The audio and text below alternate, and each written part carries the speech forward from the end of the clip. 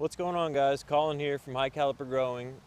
Today I'm checking in on a few of my cool season crops that I planted all within the last couple months. The carrots have been around the longest. The broccoli's been around a little longer as well.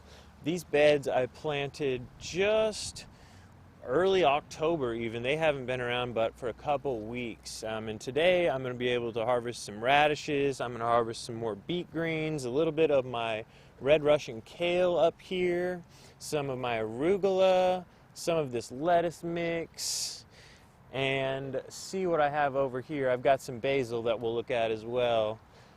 But so what cool season crops are basically just your vegetables that grow best at around 15 degrees cooler than your warm season vegetables.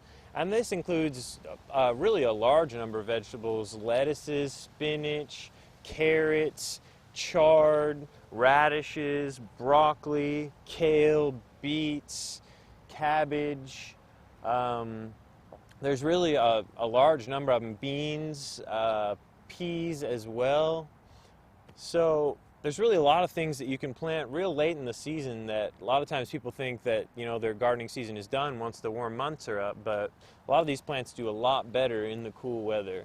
So today I'm going to harvest some of these radishes and also these beet greens. A really cool thing about beets, a lot of people don't actually like beets, but the beet greens can be eaten just like spinach, prepared similarly to spinach as well, or eaten raw, and they taste nothing like beets, and they're actually the most nutritious part of the vegetable.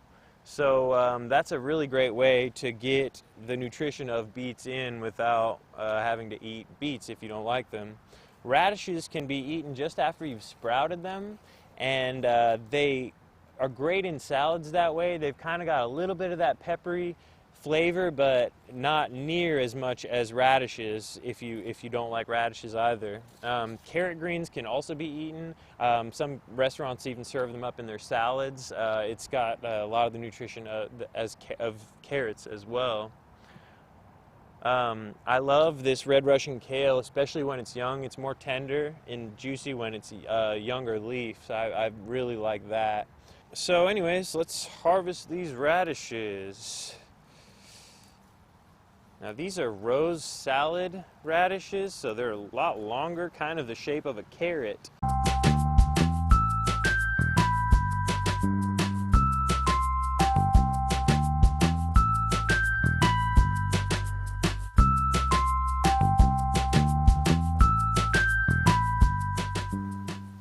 Over here in our keyhole garden, we've got a couple more cool season crops that I did.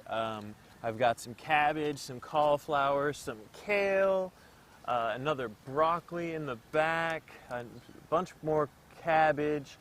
Back there are some snap peas that are taking off pretty well. I planted them a little late. A lot of this actually got transplanted in pretty late, so I'm going to need to cover this here within a week or two, and I'll show you that when I do it. So the thing to remember about cool season vegetables is you can plant them in the summer just like your other vegetables as well. Sometimes they just have a tendency to bolt to seed a little quicker, and you'll get less harvest off things like your lettuces and your spinach in those really hot months. The best times to plant your cool season crops are really early in the spring, so you can harvest before those really hot months, July and August, really late in the summer or really early in the fall. If you're planting in the late fall, just take your last recorded freeze date of the last season and count back the number of days that it takes for your specific crop to reach maturity, and that'll give you your last date at which you can plant. You can always push that date a little further, maybe a week or two further, just by covering your plants when you've got a predicted freeze.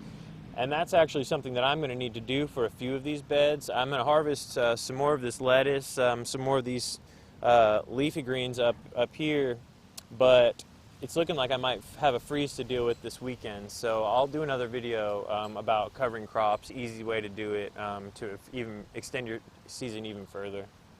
Alright guys, well thanks for tuning in, and stay tuned for some really cool indoor winter grow projects that we've got going on here at High Caliber Growing. Be sure and subscribe to our feed and like us on our social media accounts. Thanks, guys.